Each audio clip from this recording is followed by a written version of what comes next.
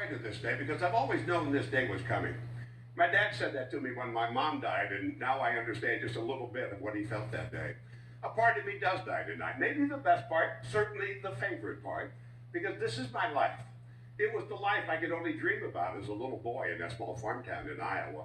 It is the life I chose. When my first wife said I had to choose between this life and her, I chose this life.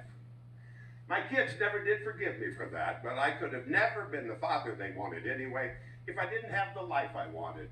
I have loved everything about my life, the places I've been, the teams I've covered, the people I've met, and the people I've worked with for the past 38 years here, 41 years in Dallas, and 50 years since I spun that first record as a disc jockey in Iowa. But 6 stations later, fired from 5 of them, and a 13-week contract when I started here. There were days I didn't think I'd make the 13 weeks, but here we are. I'd like to name each and every one of the great and talented people I've worked with, but I'm 73 now, and I want to be done before I'm 74, and I wouldn't be. It was the SMU investigation in '86 that led to the end of their football team's glory years that changed my life. It changed the way I covered sports, and it played a very big part in making me the person I am. I've said several times I hated the fact that SMU story had to be told, but I'm incredibly proud of the fact we were the ones who told it.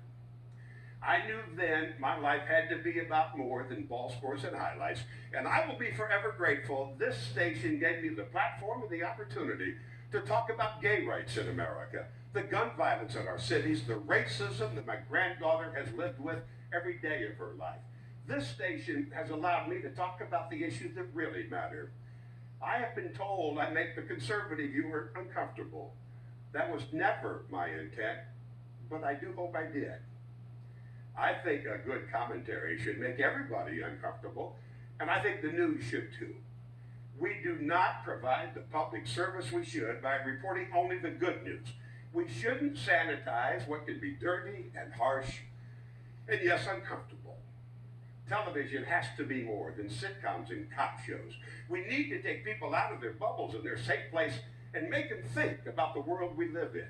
It is the only thing I've ever really wanted to do, was to simply make you think about the things I think we should all think about.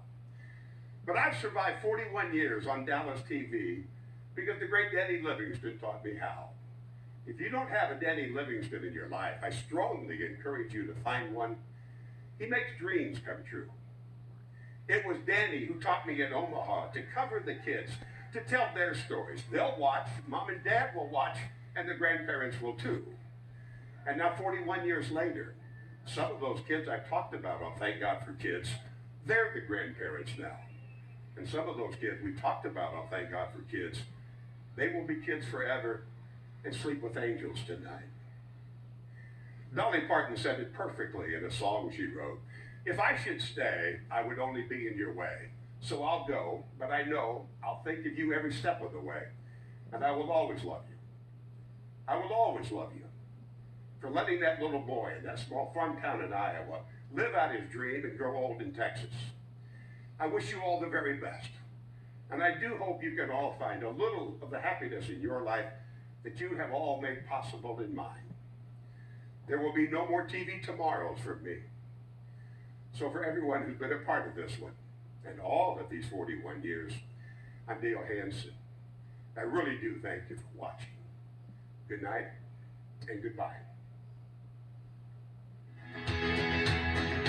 Be courageous and be brave, and in my heart you're right. Okay,